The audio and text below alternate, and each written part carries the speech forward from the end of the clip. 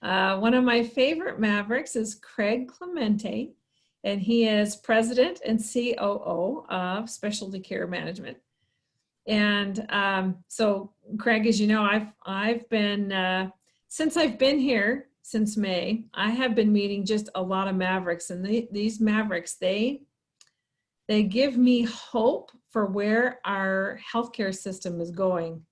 And you know, it's interesting because for years, before I came to this side of the fence, I always said, you know, the providers are going to have to take control because we can't keep doing what we're doing, our healthcare system, and especially for those high cost catastrophic claims like what we specialize with here at Specialty Care Management.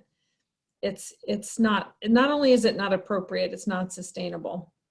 And so when I met Craig Clemente here in March, super duper impressed with just why specialty care management exists. And what has really struck me as an overarching theme for specialty care management in particular is this theme of some of the characteristics that I find in all Mavericks, but the overarching theme of your company here, Specialty Care Management, is this concept of stewardship and appropriateness. And when I think about how, you know, you look at the healthcare system in general, we all have a stewardship in that, right? And so Specialty Care Management, excuse me, has a unique stewardship over those. I describe them as those kind of claims that can really knock the wind out of a company's gut, so to speak, take the breath out of them. And you really, well, if you would just share how those concepts, stewardship and appropriateness, that really make specialty care management unique in the marketplace. How do you wield those twin powers, if you will? Yeah, no, I appreciate that. I think, you know, as far as those two things, I think those two things that we somewhat take for granted, they're in the definition of what we think should come as part of a package relative to certain organizations that work within our industry as a whole. However, you feel as you navigate through this, you know, matrix of solutions and matrix of different you know, companies that provide different very key components of allowing our industry to move forward. Within that, sometimes those concepts, I don't want to say they get lost, but sometimes they become a little less apparent, a little less out front than maybe that they're intended to be. So as we look at the market and as we look at the way that specialty care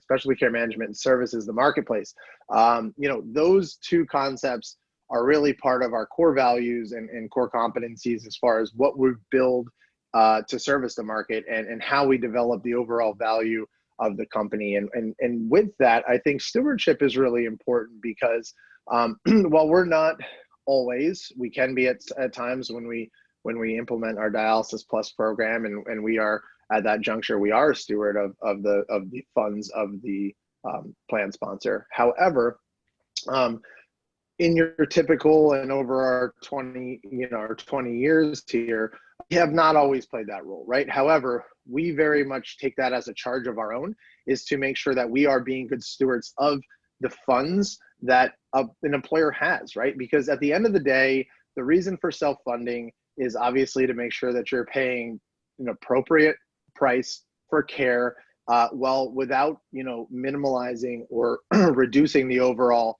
level of care or quality of care or the ability to get to different settings of care. And so for us, being a good steward of the plan's funds is a key central component of what we are doing and what we're building. And I think in that way, no matter how you look at the marketplace, our job is very much to kind of take that concept and align incentives overall, right? And those incentives are both clinical and financial in nature. And so I think we align very well with the entirety of the market, from, you know, being in that same mind space, if you will, as a third-party administrator, working with them to make sure that they are able to maximize their promises to their clients or our mutual clients, in being good stewards of those funds. And then as far as the broker consultant market, their job number one really is to make sure that they are taking care of and being good shepherds of the funds of the plan and also the membership of the plan. And so if you look at it with those two pillars in mind, both the fund and the patients and the membership, that's exactly what I think self-funding is meant to do. And that's the way that we've built our programs and our products. I just got to say, I think that really stands out because there are plenty of companies out there when you talk about stewardship, their stewardship is for shareholders. Their stewardship is for a profit. And I have maintained, I've been accused of being a Pollyanna of sorts, but that when you have your focus on the others, so like you mentioned specifically, safeguarding the interests of the employer and the broker consultant who jointly, right, are all working to provide those benefits for the member. And as you're watching out for them, I'm sure you've probably found, as all Mavericks do, the profits are going to be there. But when you're chasing a profit, and that's what I really see when you talk about aligning incentives, I just think that's beautiful because there's plenty of folks out there that the incentive is the profit, and then they lose the opportunity to really create a legacy and to really make an impact on our healthcare system. I agree. And I think, the way that we've built our programs, and obviously our flagship program being our dialysis program, as you're well aware of. My favorite. When we when we went through it, those were the things that we kept in mind. And I think the other thing you wanted me to speak to directly was the appropriateness. And so, in our marketplace, there's a lot of murky water around fees and what people make and who's getting what and distribution of those funds, right? The funds that we're all here to make sure that we're being good stewards of. And so that's where, the marketplace can really get, again, very murky and just sometimes downright kind of nasty, right? And it's also obviously where, and I understand this, outside of what we do, we completely understand that, part of maximizing the value is making sure that you're paying, minimal costs for all people involved in this equation, right? And so for us, we wanted to go back and with the dynamic of ever increasing and rapidly increasing, almost to the point where it's exponential, right? Where you have such a high trend specifically on dialysis compared to normal market, medical trend. We wanted to step back and say, okay, if we're going to be good stewards of these plans and we're going to be a solution that that a broker or consultant feels good about putting their name on and endorsing, we need to do that with confidence and with appropriateness. And so for us, being, transparent in the way that everything is agreed to, everything is fully understood up front, as far as overall pricing, having, I like your term, putting a little sticker tag on it, right? And making sure that everybody understands exactly how this thing is paid for, exactly what those costs are, and then what the reimbursement structure looks like. For us, that's taking the focus off of, and not in a way that we need to be not in the middle of, hey, what are you making, right? Like, obviously, everybody's in business, you're going to make some money. But we wanted to make sure that we didn't tie it to the thing that's ultimately driving the problem, the cost, which is the billed charges. And we wanted to make sure that our fee structure, that the way that we were paid at SCM didn't have any bearing or didn't relate to the problem billed charges in any way, shape, or form. And so for us, the shift in trying to shift that discussion away from the fee is not a selfish act in that way. It's an act of, okay, let's just talk about, at the end of the day, what this plan is going to be paying for this really high variability, high dollar claim type, right? And how are we managing the risk for everybody throughout the continuum and aligning all of those incentives in a way that makes sense and is appropriate, right? And so for us here at Specialty Care Management, the way to do that was through our case rate program and being able to do something that's familiar to the market, doing it in a way that is actuarially appropriate and mathematically easy to back up in the form of underwriting an underwritten product, rather than just some very simple formula of there's a bill charges, there's a delta between that and what you saved based on however you're calculating that. And then you're going to get paid on that, and then we'll talk about caps and we'll talk about things. Because you That's can antiquated. you can still be transparent and be completely inappropriate. Absolutely. Absolutely. I think that's the concept. It's a new concept, right? At least in the world of dialysis, that's a new or high dollar claims even. That's a new concept for the market. And we are trying to pioneer that concept, right? Is, hey, let's look at exactly at the end of the day, let's look at the predictable risk elements. Let's look at knowing that we have a contracted rate here as far as what the group knows they're going to pay, or what the stop loss carrier knows they're going to reimburse to the penny on a month-to-month basis. For me, that is transparency, right? That meets the needs and the charge of everybody included, including us, right? And that's the important part there, is understanding exactly what the market needs are, even if they're not yet fully identified as the need, and helping shift that over to in a more appropriate way. And I'm sure there are going to be people that are going to follow this model because it's something that works and it's something that makes sense.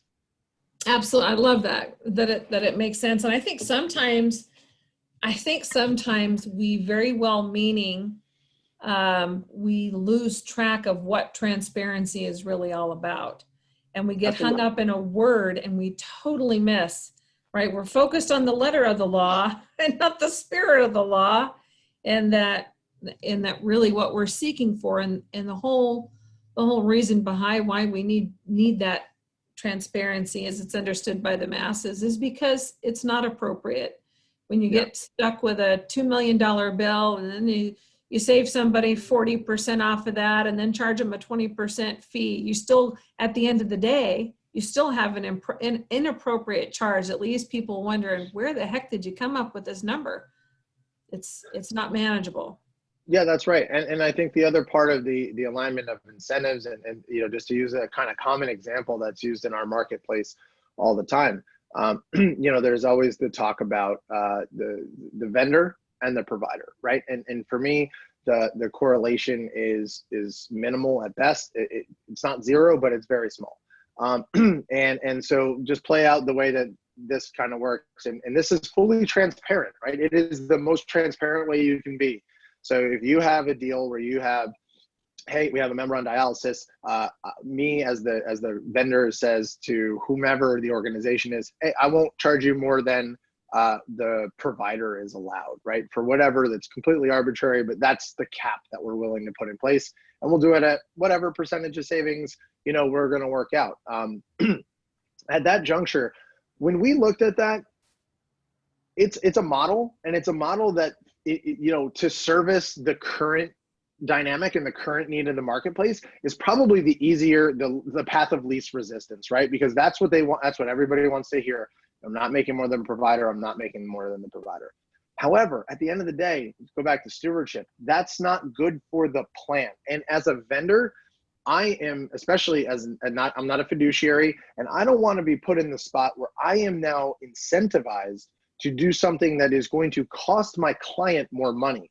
And here's the example. You're driving up the price. That's right. So I think that, as we continue to see mass adoption or more widespread adoption of reference-based pricing as an overall model, at some point we're going to hit a threshold where providers are going to start really pushing back on that, right? And it's going to maybe become a little bit, I don't want to say less viable, but it's going to become a harder solution to sell, and there's going to just be more pushback, because at some point you're going to hit a number that's going to really get them to the point where they need to push back on you, right?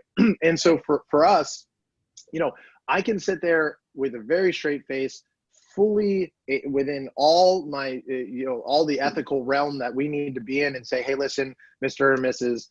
Plan sponsor, I think that the right way to do this is let's do this at 200% of Medicare, to use a number. 200% of Medicare. What I've now done is, yes, the provider's making more money, but I've only done that so that I can make more money. Make more money. Right? Yeah. And like at that point, the carrier's paying more money, the plan is paying more money. And I did this just so that I could make a couple extra dollars a month or a year or whatever, not a couple, a lot of extra dollars, right? And so for me, how does that service the market well? It doesn't. Yet 9 out of 10 people, if I told them I was going to cap at the provider, they'd be like, oh, great, awesome. And let's just move on. And we don't even need to talk about your fee anymore. And they pat themselves on the back and they like still they did really a good don't job. understand it. That's right. And so that's where, when we looked long and hard at that a few years ago, before we decided to go to the underwriting case rate approach, that was honestly the number one way that we looked at doing this, was just say, hey, we'll just cap it at the provider. And maybe instead of, 110 or 125 in Medicare, we scoot it up to 150 to 200. It makes sense. You can sell it as far as appeals. And you're still doing a great service for the plan. However, I didn't think our job is to maximize results and minimize risk. If we're maximizing results and minimizing risk, that calls for something different than that formula. That formula only serves to meet the current understanding and needs of the marketplace, which again, we're hoping to be able to redefine in a way that truly makes sense. You're a maverick. That's what Mavericks do. They change the system by thinking outside the box. And the other thing that really stands out in that concept of stewardship is really thinking about others more than you think about yourself. And I really truly believe in the depths of my soul, the market always rewards that. It always rewards those who do the most good for the most number of people. And so it just seems to me you're in it for the long game, right? You're not in it for the minute profit. But that being said, because you have done something really unique in the marketplace, I've never seen anything like it in the marketplace. What do you think have been the biggest, I'm sure there were some moments where you probably felt like you had to hold your breath and take a jump. Can you share some of those with us if you had them? Yeah, I think that a number of years ago, I think everybody in our little niche, as far as dialysis is concerned, at least in our little niche, had to really take a moment, step back, and look at themselves in the mirror and try to figure out, okay, this thing is becoming commoditized to a degree, right? And understanding that, coming up with a timeline, and then coming up with a way to innovate and a way to shift so that the value proposition was going to grow. And I'd rather be ahead of the curve than reacting to it, right? And so when we did that, we did that big time, where we looked in the mirror and we said, how do we do this? And then once you understand what you want to do, it's building the capabilities around that. And that's where, for example, I mentioned Dialysis Plus earlier, which obviously you're very familiar with, but for the people listening to this, Dialysis Plus is unlike any other solution out there to manage outpatient dialysis risk, is we are able to come in a very robust and seamless way, put in a risk transfer product where we become the full, where we do a full carve out as far as administratively and legally carving the thing out while remaining under the same stop loss policy.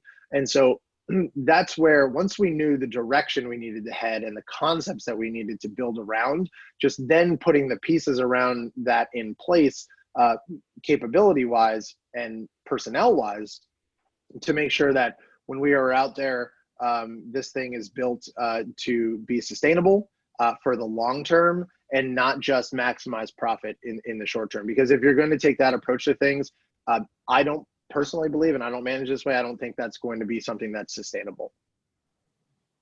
So as Simon Sinek would say, you really started with the why, what you wanted to do, why you wanted to do it. And that's how you built out the programs that you have in place today. That's right. Yep. The heart of a maverick.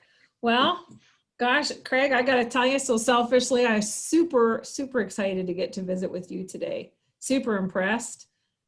with what you and your team are doing. And I can't tell you how happy I am to be a part of your team as well. So thank you so much for sharing time today. Really Thank you, appreciate it. Kimberly.